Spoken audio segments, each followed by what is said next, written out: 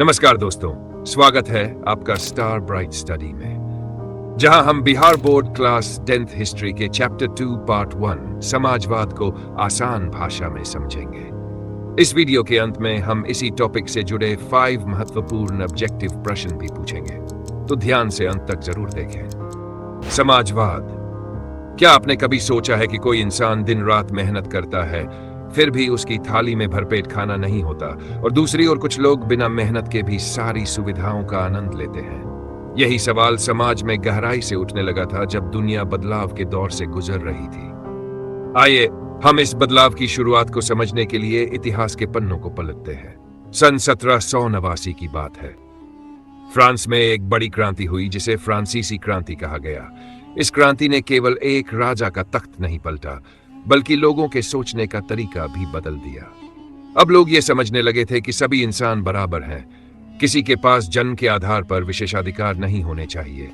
इसी सोच ने नई विचारधाराओं को जन्म दिया, जिनमें से एक विचारधारा थी समाजवाद। इस क्रांति के बाद समाज में बदलाव की मांग जोर पकड़ने लगी। कुछ लोग उदारवादी कहलाए, जो व्यक्तिगत स्वतंत्रता और धार्मिक आजादी की बात करते थे। वहीं कुछ अतिवादी थे, जो चाहते थे कि समाज में विशेषाधिकार और संपत्ति का जमाव खत्म हो। पर इन सब से अलग कुछ लोग ऐसे भी थे जो मानते थे कि केवल आजादी ही नहीं, सभी को समान अवसर और संसाधन भी मिलना चाहिए। यही लोग थे समाजवादी। अब हम आते हैं उस दौर पर जब दुनिया में मशीनों की आवाज गूंजने लगी, औद्योगिक क्रांति का दौर। यह क्रांति सबसे पहले इंग्लैंड में शुरू हुई।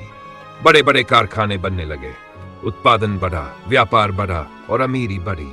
लेकिन यह अमीरी कुछ ही लोगों तक सीमित रह गई। जिनके पास पूंजी थी वो पूंजीपति बन गए, वहीं जिनके पास मेहनत करने की ताकत थी वो श्रमिक कहलाए।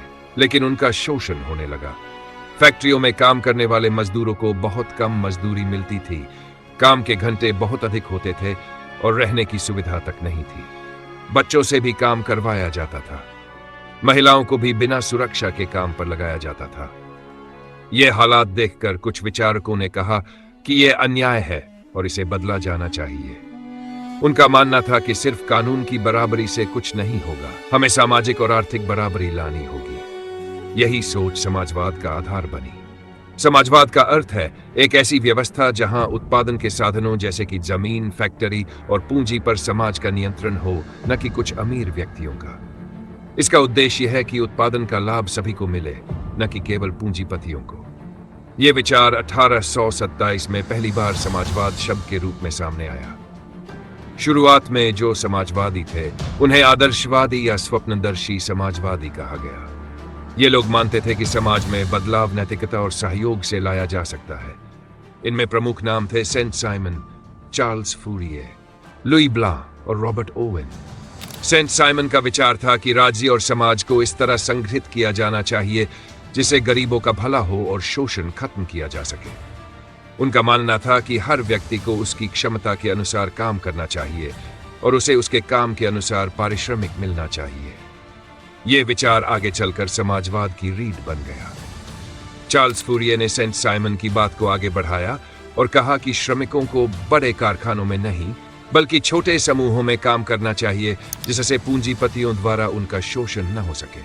वह चाहता था कि ग्रामीण और शहरी जीवन में संतुलन हो और किसान भी गरिमा के साथ जीवन जी सके। लुई ब्लां ने यह बात कही कि किसी भी समाज में सुधार लाने के लिए सबसे पहले राजनीति को सुधारना होगा। उसने सामाजिक कार्यशालाओं की बात की, जहां श्रमिकों को रोजगार मिले और उन्हें उनका हक मिल सके। अब आते हैं इंग्लैंड के उद्योगपति रॉबर्ट ओवेन पर। उन्होंने अपने कारखाने में मजदूरों के लिए ऐसा वातावरण तैयार किया जो उस समय की अन्य फैक्ट्रियों से बिल्कुल अलग था। उन्होंने मजदूरों को अच्छा खाना, साफ सुथरे घर, उचित मजदूरी और चिकित्सा सुविधा दी। बच्चों से काम करवाना बंद किया और काम के घंटे घटा दिए। वृद्धावस्था में पेंशन दी जाने लगी। इन सुधारों से ओवेन की फैक्ट्री में मुनाफा घटा नहीं, बल्कि बढ़ा। उन्होंने दुनिया को दिखाया कि इंसानियत और व्यापार एक साथ चल सकते हैं। रॉबर्ट ओवेन जैसे लोगों की सोच का प्रभाव बढ़ा और धीरे धीरे समाजवादी विचारधारा इंग्लैंड से बाहर फैलने लगी। फ्रांस, जर्मनी और रूस में भी समाजवादी आंदोलन खड़े हुए। ये आंदोलन इस बात की आवाज बन गए कि समाज में असमानता को खत्म करना होगा। इन्हीं विचारों को और गहराई देने के लिए कार्ल मार्क्स और फ्रेडरिक एंगेल्स जैसे चिंतक सामने आए। इन्होंने कहा कि समाज में बदलाव बिना संघर्ष के संभव नहीं। उन्होंने वर्ग संघर्ष की बात की, यानी पूंजीपतियों और श्रमिकों के बीच टकराव की बात। उनके अनुसार जब तक ये टकराव खत्म नहीं होगा, तब तक एक सच्चा बराबरी वाला समाज नहीं बन सकता। कार्ल मार्क्स की सोच को वैज्ञानिक समाजवाद कहा गया, क्योंकि उन्होंने इसे तर्क और विश्लेषण के साथ प्रस्तुत किया। उन्होंने कहा कि समाज को वर्ग विहीन बनाना होगा, जहां कोई अमीर या गरीब न हो, सब बराबर हो और समाज का भला सबकी साझेदारी से हो। इस प्रकार समाजवाद केवल एक विचार नहीं, बल्कि इंसान की गरिमा, मेहनत की कद्र और एक न्यायपूर्ण समाज की कल्पना है। यह सोच आज भी दुनिया भर में लोगों को प्रेरणा देती है कि हम ऐसा समाज बना सकते हैं जहां न कोई भूखा सोए और न कोई अपनी मेहनत की अनदेखी होते देखे। समाजवाद हमें सिखाता है कि सच्ची तरक्की तब है जब हर हाथ को काम, हर बच्चे को शिक्षा और हर घर को रोशनी मिले, समानता, सहयोग और सम्मान के साथ। तो चलिए दोस्तों, अब समय है रिवीजन का। अब हम जानेंगे कि आपने इस टॉपिक को कितना ध्यान से सुना और समझा है। मैं आपसे पूछूंगा 5 महत्वपूर्ण ऑब्जेक्टिव प्रश्न। हर सवाल के बाद थोड़ी देर रुकूंगा ताकि आप अपना जवाब सोच सकें। चलिए शुरू करते हैं। प्रश्न नंबर 1, फ्रांसीसी क्रांति किस वर्ष हुई थी? Options A 1776, options B 1789, option C 1815, option D 1827। सही उत्तर है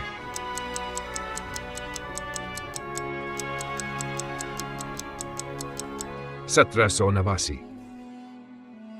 प्रश्न नंबर 2, समाजवाद शब्द पहली बार कब प्रयोग में आया?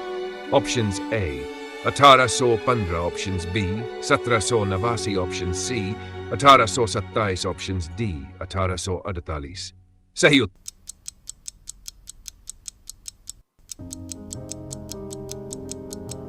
है सी 1827।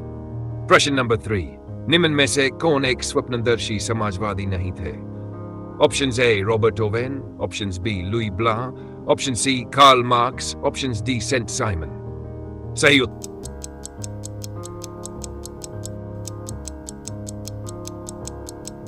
है सी कार्ल मार्क्स। प्रश्न नंबर 4, वैज्ञानिक समाजवाद के प्रवर्तक कौन माने जाते हैं? Options A Charles Fourier, options B Friedrich Engels, option C Robert Owen, option D Napoleon. सही उत्तर है